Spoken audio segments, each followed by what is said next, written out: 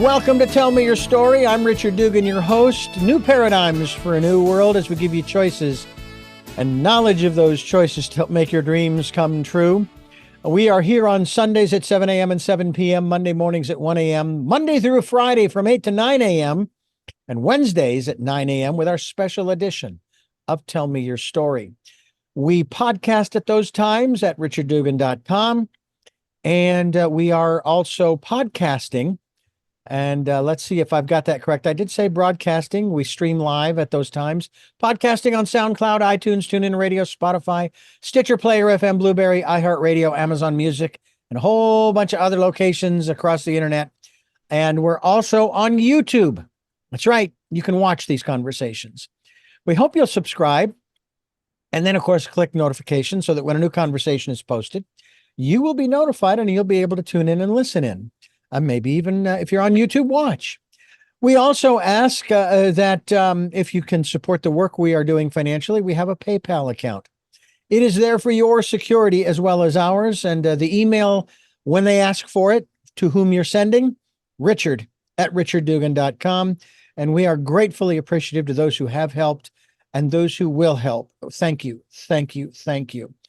We also ask that you take time during the decade of perfect vision, to spend time going within to that quiet, peaceful, calm, still place. We're going to kind of go there today, listening to that still small voice, getting that guidance, that inspiration, that insight, that information. Who knows?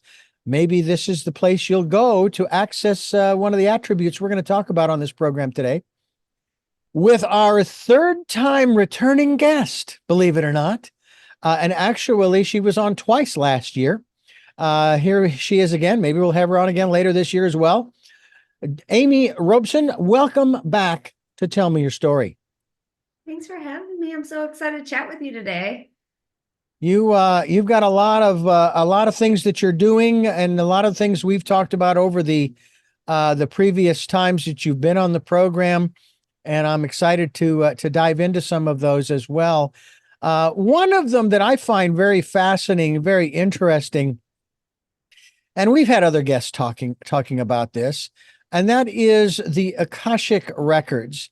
And I basically, I'm going to say that if you're not familiar, if this is the first time you've heard of this, I'm going to suggest that you maybe do a little Googling. But I want to talk to you, Amy, about your experiences with the Akashic records and the process maybe that you go through to access those records, because there are, at least until we access them, there are these unknown secrets of the Akashic records. Please do tell. Oh, I love it. So every word, deed, thought from the moment your soul is incepted is recorded in the Akashic records. It's a field of infinite possibilities. And the thing that I love the most about the Akashic records is the guardians. The guardians are also known as the masters, teachers, and loved ones, and they're here to give you love and guidance and support without judgment. And you can ask any questions about the past, the present, and the future, and they will give you guidance on the questions that you ask that are pertaining to you, not someone else, because we can't go into someone else's records without asking their permission first. And so one of the things that I really love in terms of how I access the records is a modality that I was taught through the guardians of the Akashic records to open it in a particular way. And the way that I open the records and access the records is through a simple prayer intention and using crystalline energy to unlock it. So the crystalline energy is like energetic keys that unlock the door. And we just simply call that in. And we attune each student to their own special crystalline codes that they have access to. You're also known as, or at least I think someone dubbed you the crystalline queen, right? Oh yeah, I love crystals. I've been around crystals my whole life. My grandma collected crystals, my mom collected crystals since they were kids. And so I've been around them. And crystals are like little light beings that want to support us. They want to connect with us. They want to support our evolution, support our manifestations, whatever it is that quality and gift that that particular crystal has, they're able to support you with that. I'm familiar with crystals. I actually wonder if, I don't know if it's going to even show up. Let me see here. I've got 3 things that, and again, I don't know why. Because As you you hear, like them. That's a lot of times people don't know why they have the crystal. They just like it, and it's because it makes yeah. them feel good.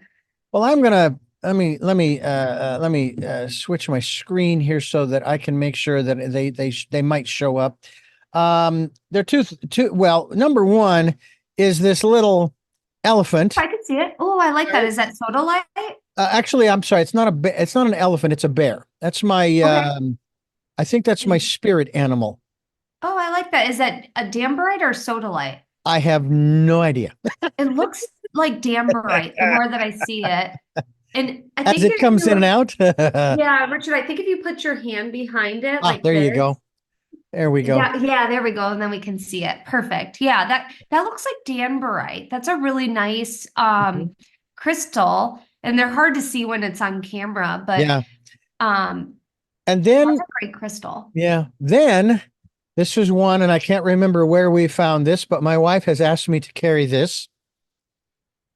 Okay, it's showing up at oh, It, it's clear quartz. it's clear quartz, and I'm trying to, and it's not wanting to do it. It's there we go. Oh, I that's can see close. it. Yeah, that's a nice one. And you know what, Richard, I said it wrong. It's not danberite. That's a pink crystal. It's demorderite is Hmm. the blue crystal that you have. Ah, Demorderite. and then this particular, I'm going to call it a rock.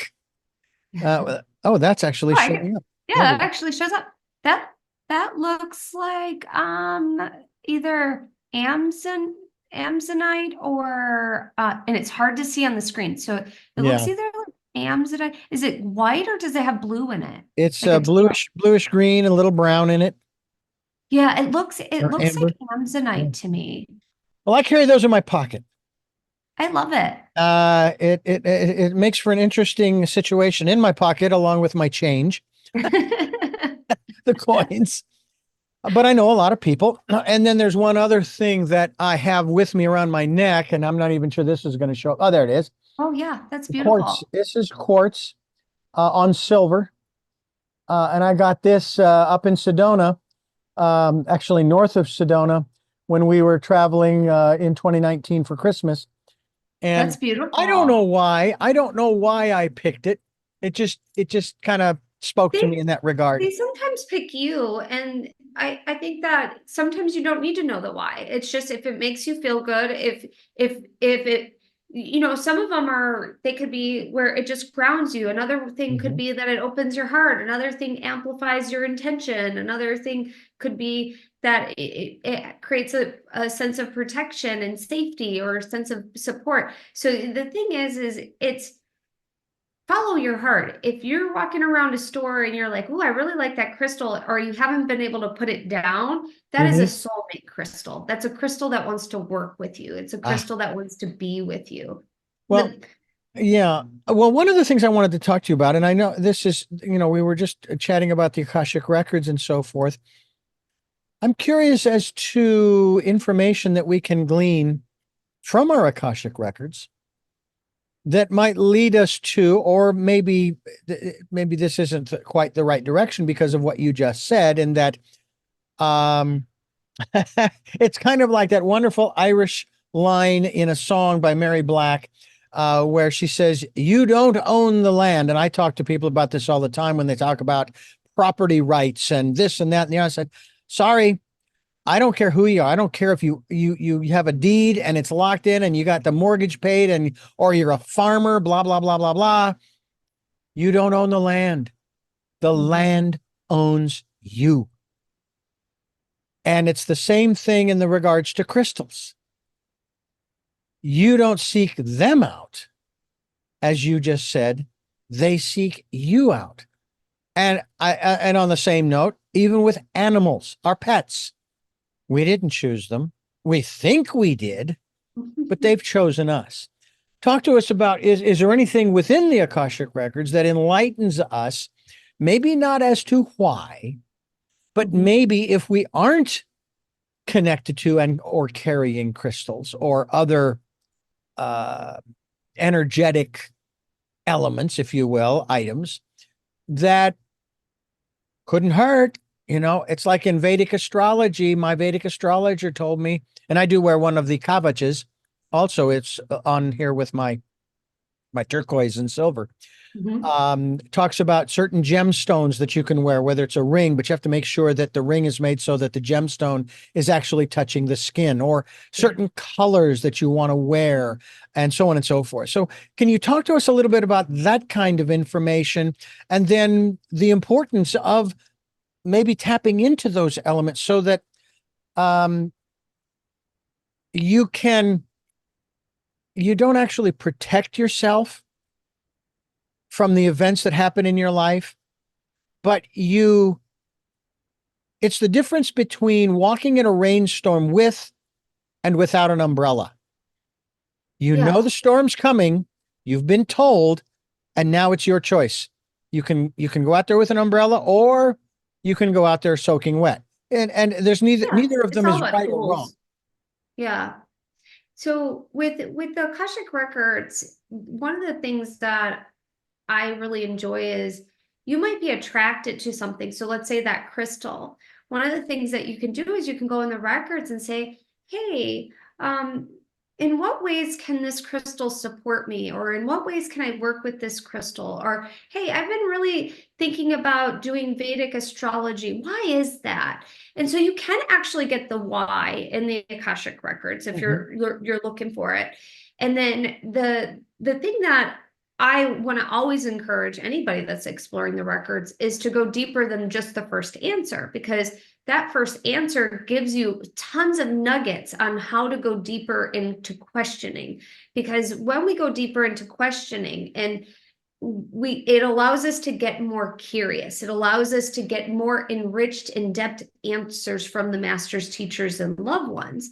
And so one of those things could be like, hey, the reason why you're so attracted to XYZ is because you're growing and your soul wants to evolve and it wants to experience certain things. And then from that answer, then you can continue to ask more and more questions. But the thing is, it's information, which that information allows you to grow. And you have free will. You can decide if you want to use the information or not. And you have free will on if you want to ask questions or not. And that's the part where I start to really geek out, is like, how can I take the information deeper than where it's at right this moment?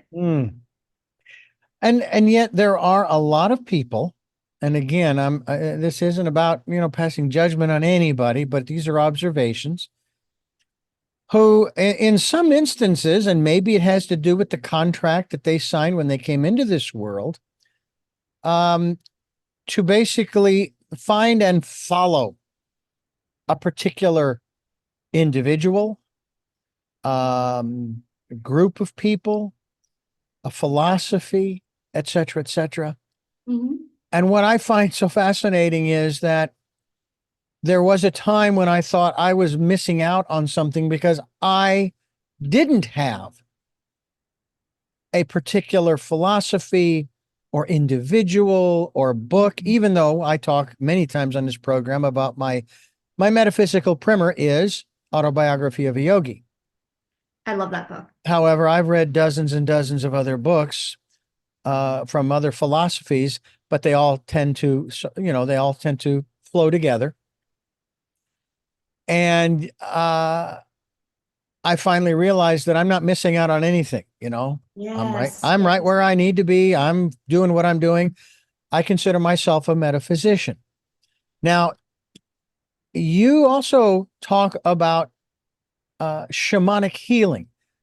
Does that mean that you are a shaman? So what I do in the Akashic records is I was shown how to do certain things. And then I also have, books and teachers and mentors that have influenced my my practices and my teachings.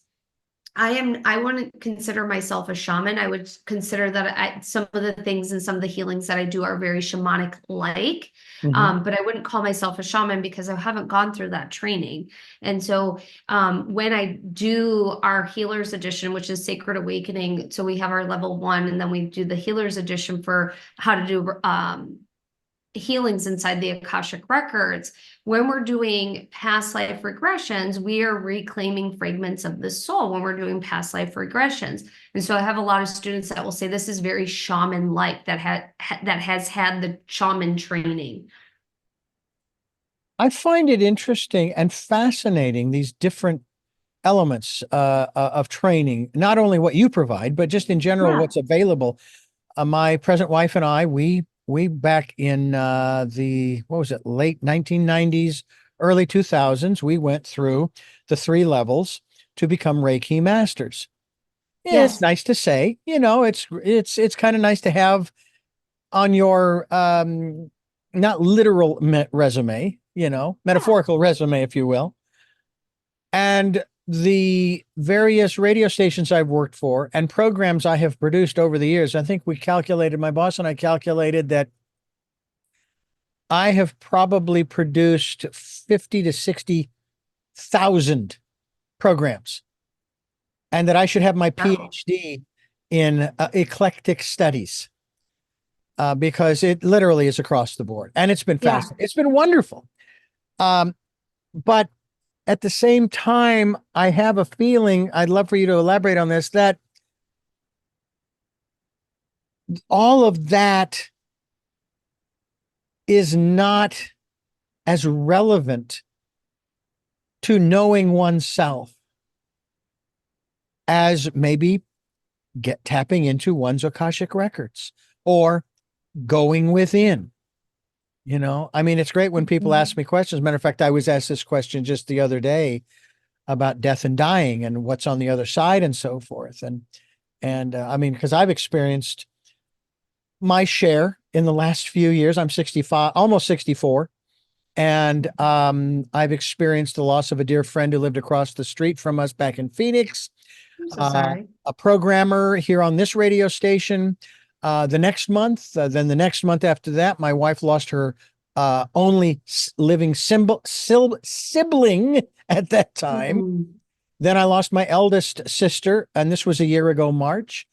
And then May, I lost my best friend of 53 years. We went through grade school, high school, Oh, and college together. And then this past year, my father passed away on the 1st of March, and and so on and so forth.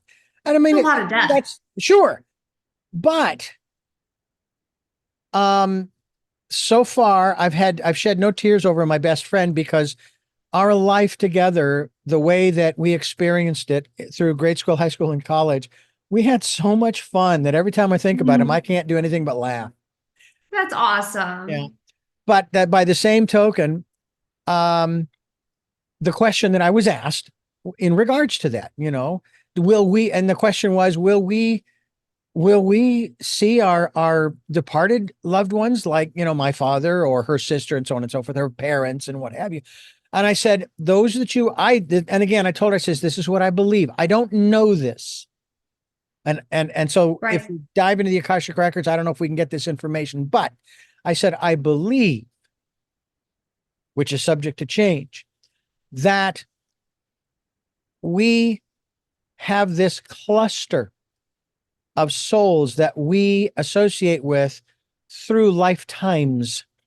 And that those you associated with in your last lifetime, in this case, it would be this one, those that you were closest to will probably be at the front, in the front row. Hmm. And of course, then those that you weren't as close to will the next row, and so on and so forth. So yeah, in my case, my father, my sister, my best friend will probably be right there in the front row, Yeah. whenever that is that I decide I'm going. Bye. Yeah.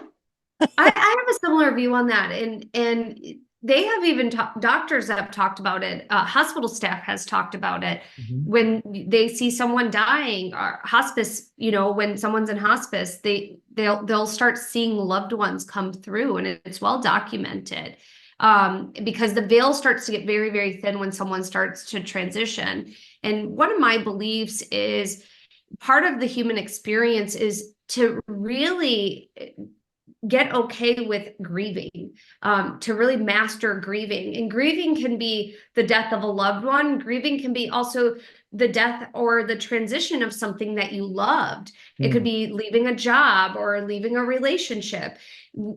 Throughout our lifetime, we are invited to experience certain emotions, and those experiences and how we process those emotions allow us to either stay stuck, allow us to shackle to the past, or assist us in evolving if we give ourselves permission to process the emotions in a way that's healthy. And one of the things that the records can do is assist with that in terms of grief and in terms of processing emotions, in terms of being okay with going back and looking at old emotions that you might not have been okay with looking at in the past as well. Yeah. Now, I like bringing up what other programs where we've talked about different things. I like bringing up some of those items, and you've sort of alluded to it. And I would like to talk to you about your observation, your perception of what a Dr. Newton and his case studies in several of his books on the LBL, or Life Between Lives study.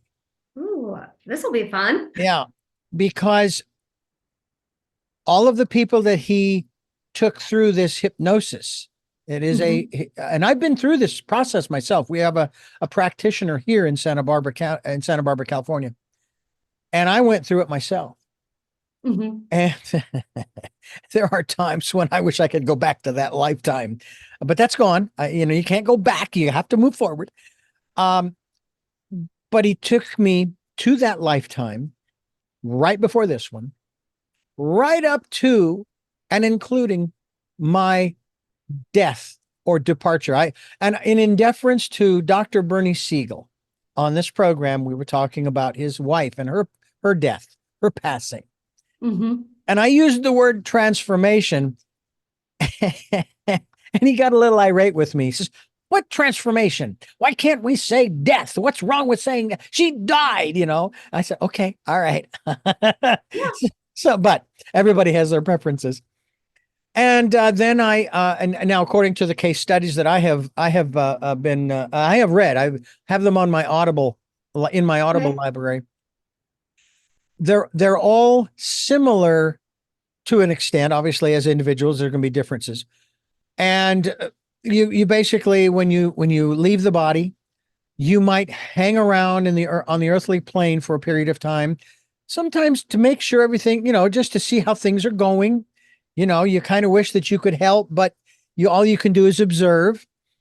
And then once you are satisfied, then you move on to, you leave the earthly plane and you go on to the spirit plane or spirit realm, and you rest.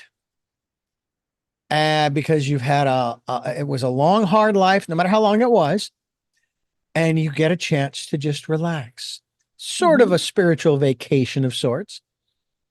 Then you come back and you have a review.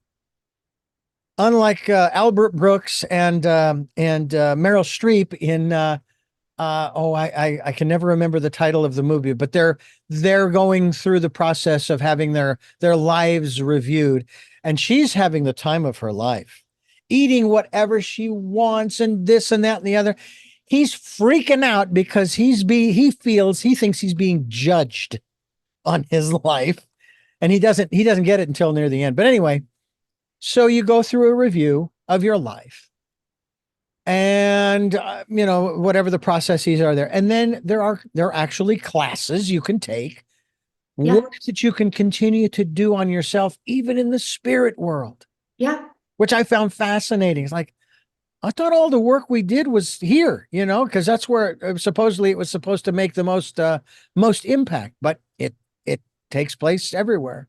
I think sometimes it depends on what the soul did in this lifetime too, because if, let's say, someone was a severe addict and they transition or they die, and when they go to do their review, they get an opportunity to see from a different perspective all of the hurt, all of the guilt, all of the shame, all of the things that they refuse to look at fully. And so what happens is they go and they transition, the soul transitions, and then they work through some of their karma in the spirit realm. Mm-hmm. And then they also then go and they enlist help from different either soul family members or different levels of consciousness of different members from different soul families or other beings that come in and help. Mm-hmm. And I think it's really cool. Like the whole thing to me is just really fascinating. Well, And like my mother and I, when my stepdad passed away, and he was a severe alcoholic, and my mother and I both had a dream about my stepdad. And I finally like this, it was years and years and years and years later after he transitioned, where I knew that he was no longer being punished or punishing himself. And my mom said, and we both talked about this the same day, because I was like, I had a dream, and she goes, I did too. mm-hmm. And she gave she forgave my stepdad, and she goes, you don't have to no longer live in hell. Like, I'm done. Like, you are complete. You can move to the next thing that you're ready to do. And so, you know, our family or our ancestors, be it blood or non-blood related, they'll come and they'll visit and they'll share with us what's going on as well, which is, I think, really fascinating. Some people can pick up on it really easily and some people can't, and that's okay. And that's why I think doing the records or doing some sort of different modalities help with that connection. And it's interesting that you talk about that, because it sounds to me like at least your mother, um, is a rather, shall we say, awakened being, because she's open to what we're talking about here, what you're talking about in terms of recognizing, oh, this dream, oh, this is connected, and et cetera. And okay, he's not punishing himself anymore, and so on and so forth. I know that my mother, after my father's passing last year, I honestly, I tried to keep my distance from her, only because it's because I do these programs.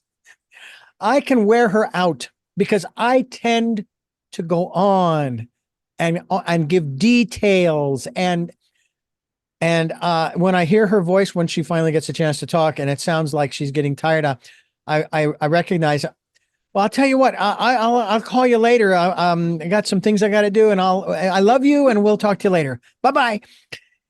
Because rather than waiting for her to say, Richard, I'm really getting tired.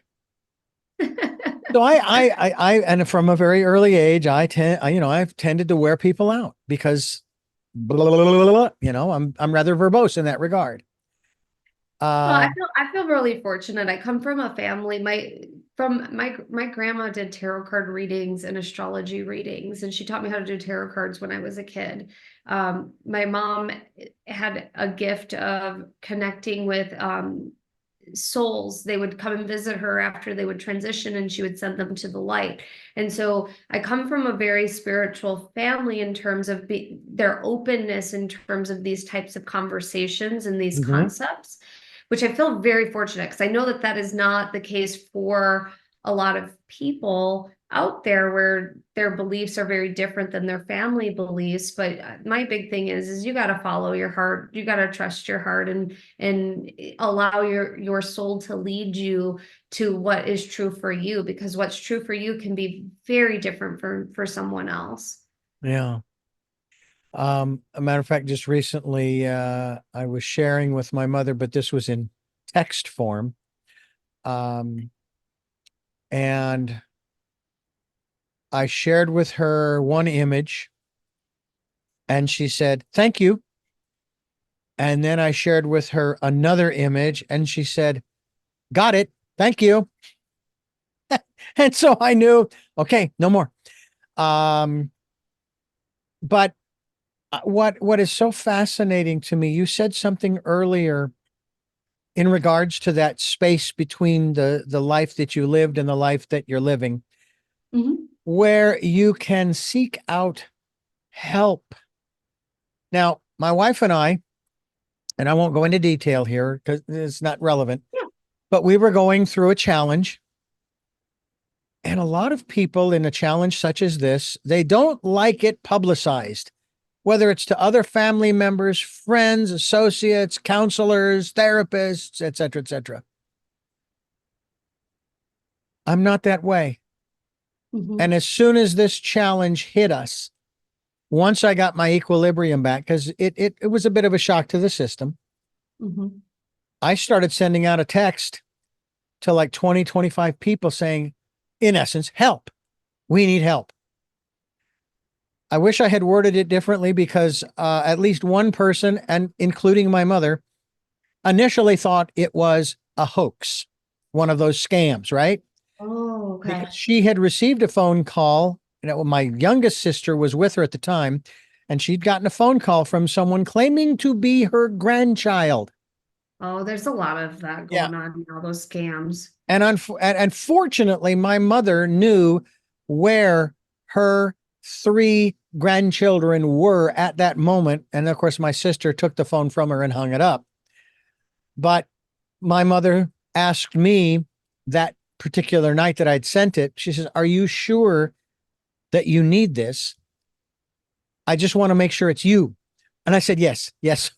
Good for her for double checking though, because Sure. I rather ask than not. Yeah. So But the point is, we asked for help, and I was sharing good. with our guest that we have on Wednesdays at 9 a.m.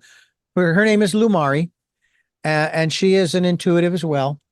And she said the thing that you did, the most important thing that you did, was to ask for help.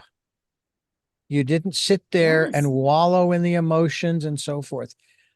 We can ask for help, or shall we call it, in the afterlife or the life Yeah. between lives, for whatever it is that we feel that we need, counseling or guidance, or I mean, I don't know what's really there.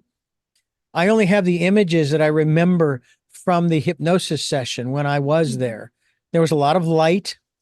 Um, there weren't really any bodies that I could identify. It was more Mhm. just different lights and shades Like and energy hues forms. of energy. Yeah, exactly. Um, and then there is the process near the end of our stay where they are encouraging you to go back to reincarnate. Now, here's the funny thing, the way this was phrased, the way I read this in Dr. Newton's work. They will not force you to go back. It will always be your choice, Yes. but they don't let up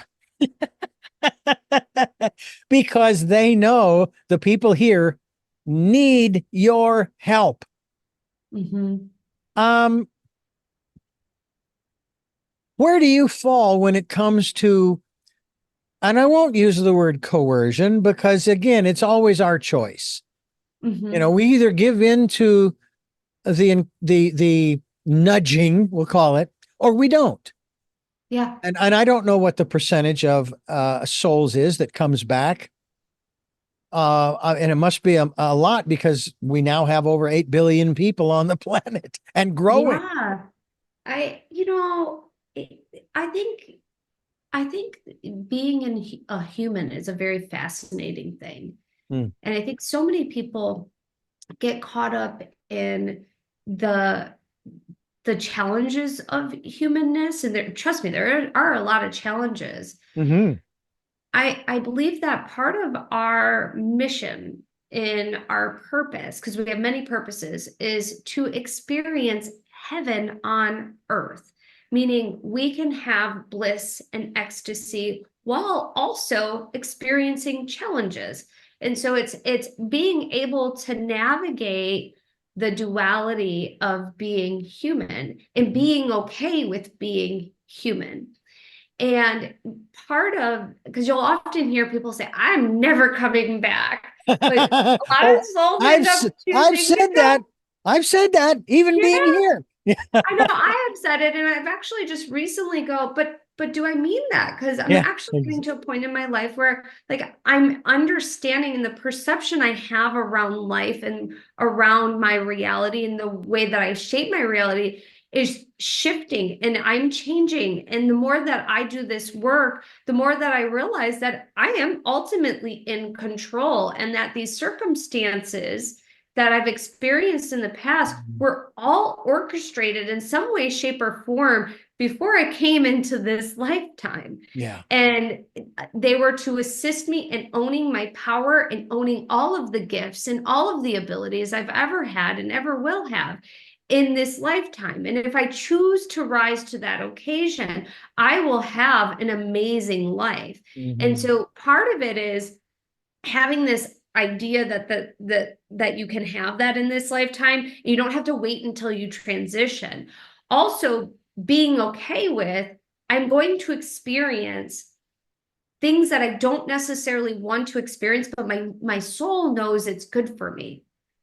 And that's grief, that's sadness, that's anger, that's so many different emotions. Yeah. And you know, to say that are we coerced into coming back? Possibly, but you know, we don't have that experience right now of knowing exactly what that feels like or what that conversation's like, or what we actually get to perceive in the grand picture of what that looks like. Because our time here on Earth is just a little blip. It's a tiny little mosquito in this in the entire journey of the soul. And so it's not that, it's really to me it's a big deal, but it's really not that big of a deal in the grand scheme of things if you choose to come back. Yeah. I frame it this way, that our existence in the material world, primarily in a single lifetime, but you could encompass all of your other lifetimes. And one of my guests, Michael Goddard, has tracked over 4,000 of his past lives. So there's a little bit more there. But I put it this way: we're here for less than a puff of smoke. Yes. Less than a puff of smoke in the grand scheme of things, you know. Yeah. And honestly, when you start thinking about eternity, and that was one of the things that had really struck me when I was and I talk about this a lot, about working for a Christian radio station for 15 years and asking those questions that you should not be asking any more than the name that shall not be mentioned, Voldemort. Anyway, and I've heard different stories of what people believe will be the afterlife from this one. And one of them is that from this particular philosophy, that we will sit at the feet of the Creator and worship Him through all eternity. And I'm thinking, I might do that for, I don't know, using man's timing, maybe a couple of days. But after that, that's going to be kind of boring. I'm not saying that the Creator doesn't deserve to be recognized for what's been created. And at the same time, I even ask myself, I've used it this way. It says, and as far as I know, I didn't create myself. And as I said, as far as I know, I didn't create myself. Because we really don't know how we got here. And we theorize the meaning of life. I would venture you have the same sense within your being that your life has meaning. Yes, absolutely. I came to that realization, and phrase it in this way, that if my life did not have me, if I did not think my life had meaning, then I would be walking out of this interview. I'd go out, rape, pillage, and plunder, because it doesn't matter. Doesn't matter what I do. There's no purpose, right? There's no purpose. And if those who believe that when you die, that's it, lights out, well, if that's true, I'll never know. But it doesn't make any sense in the logical brain that I've been given to think that we go through all of this, we work to learn and grow and experience. And as we are helping people to do, I'm certainly hoping we are, to raise the consciousness of self, others, our communities, our planet, that there's got to be more after this. Absolutely. And I think that, faith and hope are a very powerful thing, and it takes the same amount of energy to have faith as it does to have fear. And when it comes to what you believe in, that's your choice on what you believe in. And for me, I'm going to choose to believe that there is something much greater and much more beautiful after this. And it's a blip on the radar, and our soul chose to come back here. And the thing about when you start waking up is you start seeing or sensing or connecting to things that will validate and validate and validate, and then you know too much to go back. You see or you experience too much to go back. And for me, I've had too many validations and too many experiences that I'm like, I can't make this up. Like, there's no way that I could know these things, or I could have channeled that or experienced that without having that divine multidimensional connection that I have as a multidimensional being, because we are just energy and we have the capability of doing many things that our mind would be blown if it knew all of its capabilities in this exact moment. One of the three questions that I used to ask at the end of the programs back in the early days, in the like 2007 to maybe 8, 9, 10, 11, one of the questions was, how powerful are we? And of course, 9 times out of 10 or 99 times out of 100, they would say, unbelievably, unlimitedly powerful.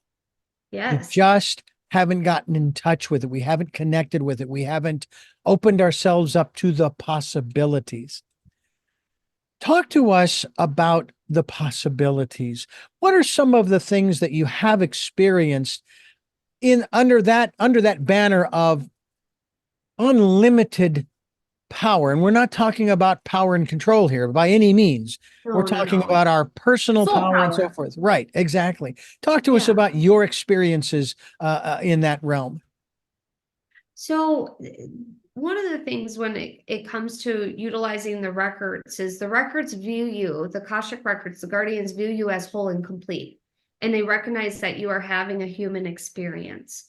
And part of working in the records is encouraging you to recognize that you are whole and complete. And so when you recognize that you are whole and that you are not separate from creator or creation or whatever sacred title you give that sacred being, you start to recognize that you are there's a macrocosm in the microcosm. All of that, what's in creation, dwells within you. You are not separate from it, and everything that you seek is within you, and it's not outside of you. And when you recognize that and you stop looking for validation outside of you, and don't get me wrong, validation outside of you is very helpful for building and empowering you to get and go within.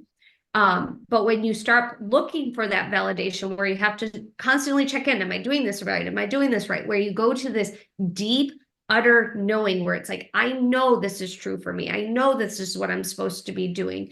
You align yourself with your true soul power. You step into it in a very humble way, and you start owning it, and doors start opening up. And it can take just a small, tiny belief that I have the ability to change. I have the ability to shape my reality. And let me make small baby steps towards that change. And when you do that, man, things really start to move and groove in such a beautiful way. I mean, my life is completely different from the way I grew up. And I'm so grateful. And even now to this day, where I'm at, over the last 5 years, I would have never guessed where I was at, or like what I guessed versus what's reality. Reality is 10 times better than what I even pictured. That's pretty cool. I have to say that I had no vision of my future. I've had thoughts about what I'd like it to be, but it wasn't something that I held on to with a passion per se. I've tried to stay in the moment and just go where life takes me. And I've often said this, that I feel, as I do a little retrospect, I've been in the right place at the right time 99% of my life.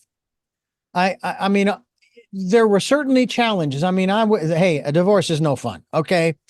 And No. after the first one, I said, I will never do this again. Never. Okay. Um, I have, and there are a number of things that have happened in my life that I've gone through. I wouldn't change them, because if I even thought about trying to change them, I wouldn't be who I am right now. Mhm.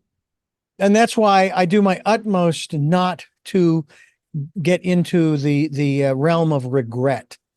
Yeah. Because honestly, I honestly do believe regret is also a part of victimhood. And I Yeah. refuse to play that game.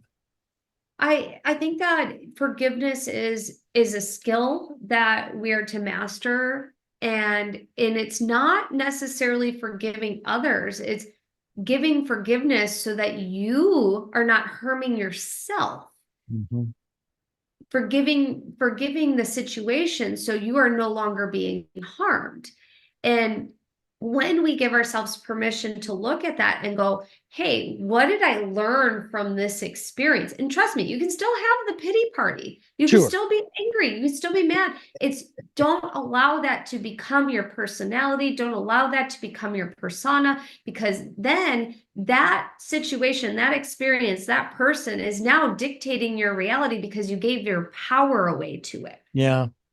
There are two elements there that come to mind. One of them is from a television series, a comedy series called The Big Bang Theory. And Sheldon, the main character, I would think, and one of his arch enemies, Will Wheaton, who played Wesley on Star Trek: The Next Generation.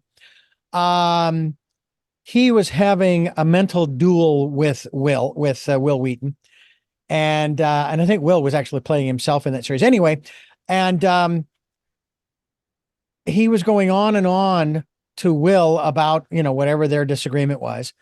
And Will made an interesting statement, and this ties into what you were just saying. He said to Sheldon, he says, Sheldon, there's one thing you don't understand. And he points at Sheldon's head and says, I am living up here in Sheldon's head. I am living here rent free. Mm-hmm. And it's like, no more. It's one of the reasons why, sure, I could go back and I could take a look at the individuals who have, if you want to look at it this way, wronged me.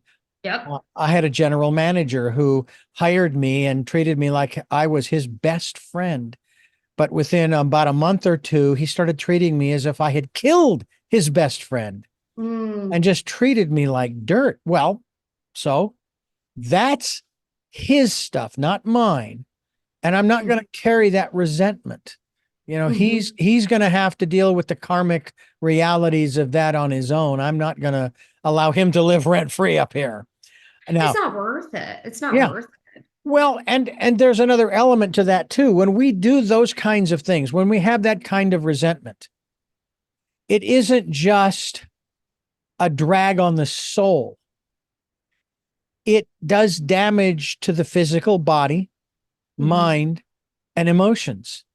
And Yes. it drives one away from one's intellectual or logical processes. You can't think straight. And that's why when I think about, and another one of these Star Trek references, the Wrath of Khan, the character who was in the original series, I want to say it was Ricardo Montalban, I think it was, and he is wanting revenge on Yeah. Kirk. And and once he is freed from that asteroid or wherever it was that container was, that's all that's on his mind. And what ends up happening? He ends up dying. He ends up Yeah. destroying himself. Yes. And I see So, what goes on specifically in this country right now with the bitterness and the vitriol and on and on and on. And it doesn't matter from which side it is. It's going on. It's like, do you know the kind of damage that you're not that you're doing to the society and our quote unquote democracy, the damage you're doing to yourself? Yeah. I see these folks who have been classified as obese. And of course, there's this whole thing. Don't be fat shaming. I'm not. My concern is for your well-being on a health level. Do you know how damaging carrying that much weight is on your internal organs? That it isn't about fat shaming. It's about saying, hey, like that one gal in This Is Us, this television series, the real heavyset gal with the most gorgeous voice. And she has a gorgeous face. I mean, just a beautiful glow. And I'm thinking, oh my God, I hope that you can find it to lose the weight so that you'll be around longer to share that gift with all of us and more. But then I have to stop. About weight, I'll say this. The thing about weight is we as souls decide what we want to look like and what our body shape is. Mm-hmm. And the thing that we also want to keep in mind is some people enjoy being heavy, or sometimes they hold on weight because they are holding on to unprocessed emotions, or they have experienced something where they put weight on in order to keep themselves safe. Yes. So that to me, I find really fascinating. Another thing I want to kind of loop back to is you were talking about revenge.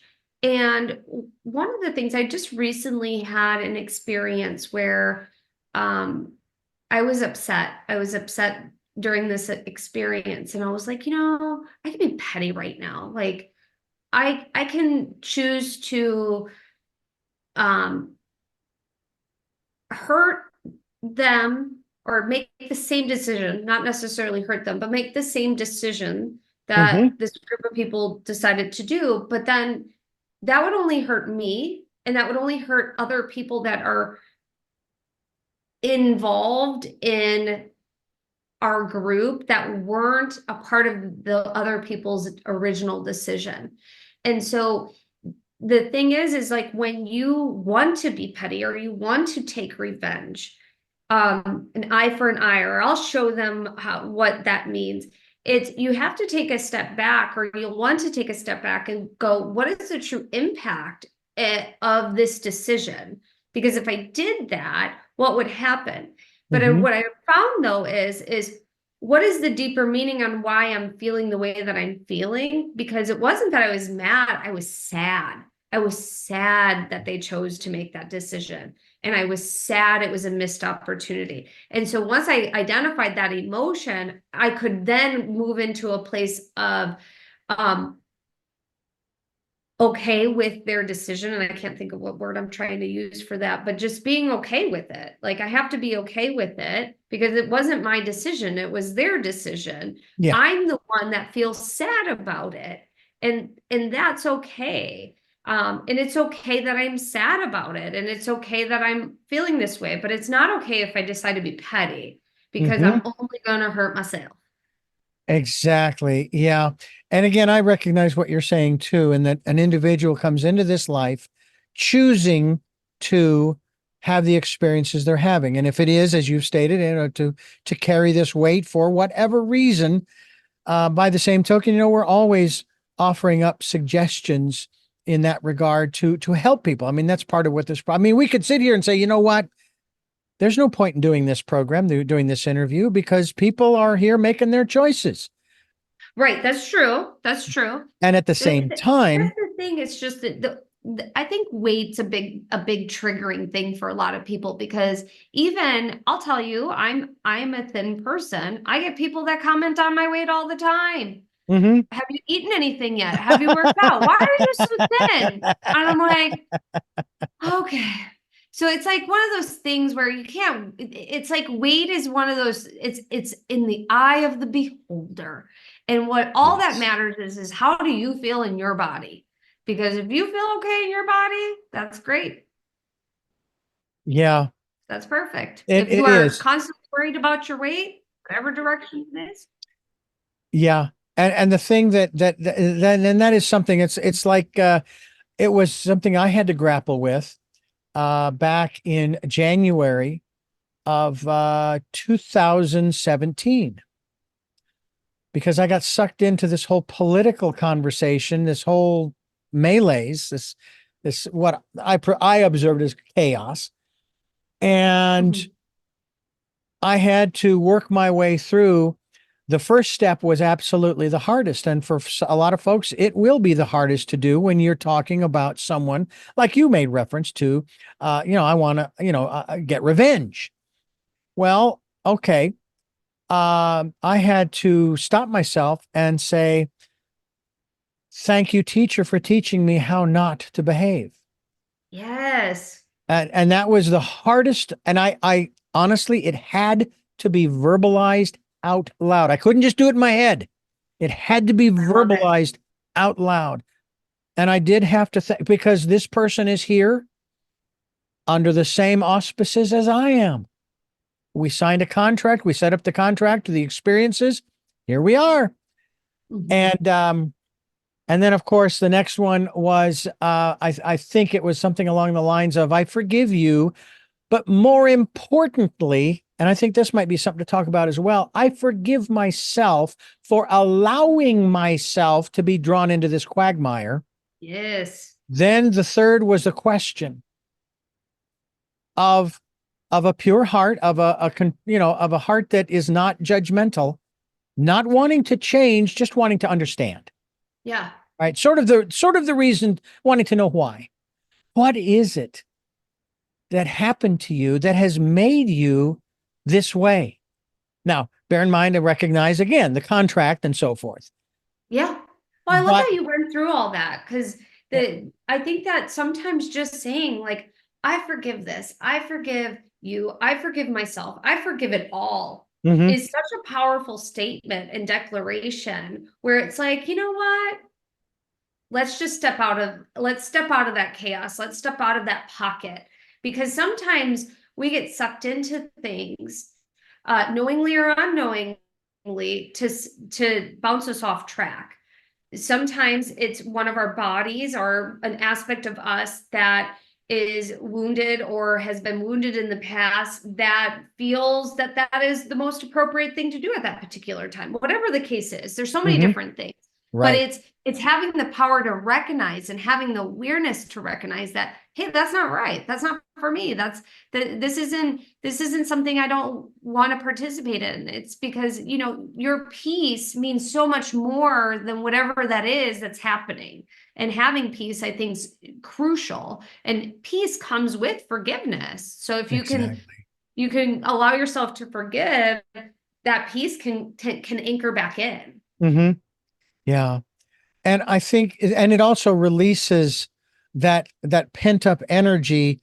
We don't want that. We don't want that energy to, well, let me rephrase that. We need the energy to be energy to flow through us. Because if we don't, that's where the dis-ease comes about, right? Yeah. Yeah, absolutely. Yeah. Yeah.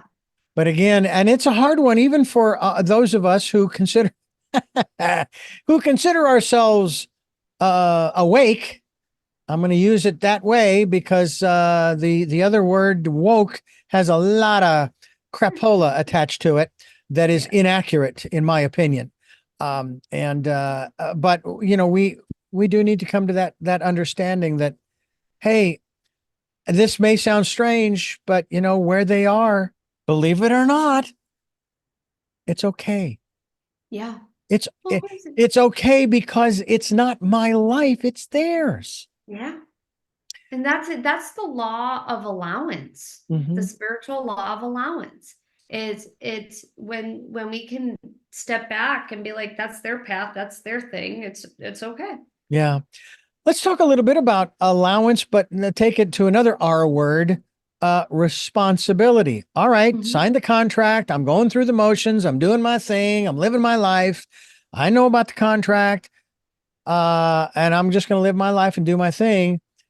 but I'm not really taking responsibility for my life. I'm just kind of going through the motions like everybody else. What's wrong with that? Well, that's kind of a complex thing, actually, Richard, because, I can look at it from this perspective. Maybe you had such a hard life in a previous lifetime that this lifetime was more about just going with the flow. And you're in comparison mode because you're not doing all these things that everybody else is doing, but this life is about living a simple life and having more peace. Mm-hmm. So there could be that, or from the context of what I think you're referring to is when someone's not taking responsibility or taking the reins of their carriage for their life. And for me, I think that one thing is true for me is that you can't teach drive. You can't motivate someone to drive and be in the driver's seat of their life if they don't want to be there. Just like you can't make an addict stop. The addict has to stop. And so until that soul, that individual gives themselves permission to be the driver and to have drive and to own their willpower, they will be in a place of compliance or complacency until they do that. But they have to have the desire to change. And there's nothing that you or I can do unless they have that desire. The desire can also be there. And this is where the responsibility piece comes in, where you have the desire, but you are not taking action in any way, shape, or form towards that desire. And you're just waiting for the universe to gift you with that thing. And yes, the universe will deliver what you are in resonance with, what you are a frequency match for. And if you are not taking action, and it could be small action, or you're not aligning your thoughts with those particular desires. And for example, you can just feel that you're not worthy of having the soulmate relationship you've always dreamed of, or you're not worthy of that dream job that you've always had, or having a business, whatever it is. The universe is going to continue to gift you that as your truth. Mm-hmm. And so what action steps do you take to overcome whatever it is that you are doing? And that is where that your responsibility is to yourself, your teacher and your mentor. None of those. That is not their responsibility. It's your responsibility to actually put the work in. And then it always, we can't avoid this. It always goes back to the individual and what they signed up to do here. Mm-hmm. But at the same time, it's like you and I, we both are of like mind in that we know that our lives have meaning. And in order for us to maintain that meaning, we have to take responsibility for our lives. I'm not a victim. When that mentality reared its head again in 2015, and I know it was the month of June of 2015, I said, no. I've already played that game back in the 80s. I'm not playing that game again. Mm-hmm. And yet many people bought into it. And then it's like, okay, that's, I'm not going to. All right. Enough said. And it kind of goes to a lot of the arguments for some of the material changes on the planet, especially directed, like, for example, by the United States. Well, but so-and-so country isn't doing this. So-and-so country isn't doing that. And it's like, so what? And that's why I say, so-and-so isn't growing and they're not doing self-evaluation and they're not doing this. And so what? I am. At least I'm trying. I'm doing the best I can. Mm-hmm. Title of the song I wrote a couple of years ago was I'm a good man doing the best I can. I like and that. My parents did the same thing when they raised us. They raised us and they did the best they could with what they had at the time. Exactly. So their perception of what they had at that time. Exactly. Amy Robeson is my guest, theamyrobeson.com. That's TheAmyRobeson.com. We'll be linked to that website as well so that you can find out more. And I understand, though you probably can't talk a lot about this, you've got a book coming out I sometime later in do. 2024. Yeah, I do. And I would, yeah, it's going to be about manifesting, about working with your multidimensional self. We mentioned kind of earlier around, I mentioned the word bodies, and it's going to be about working with your ego, your inner child, your mental body, emotional body, spiritual body, physical body, and what that looks like, and how each one of those aspects of yourself, it dictates your reality, and how working with these aspects of yourself you can change your reality by understanding why you operate and why you may be doing the things that you're doing, even if you don't want to do them. Mm-hmm.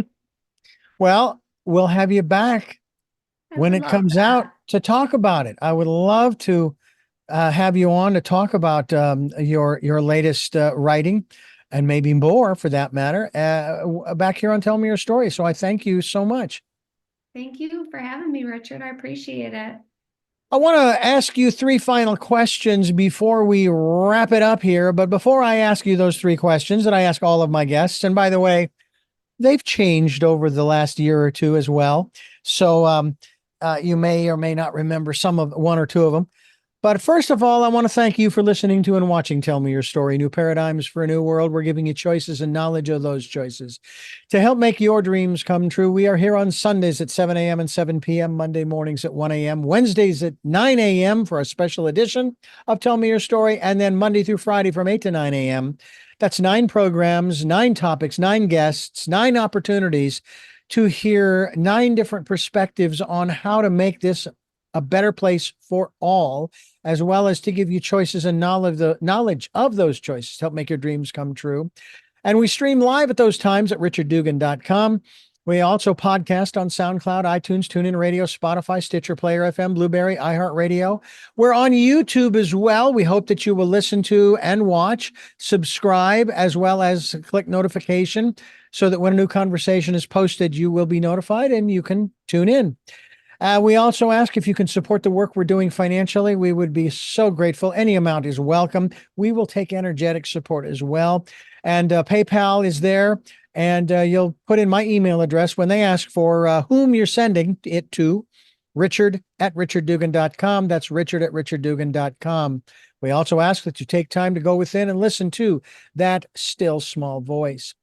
With all of that, we move to this portion, the latter portion of the program, where we ask our guests those three questions. And the first of those three is, who is Amy Robeson?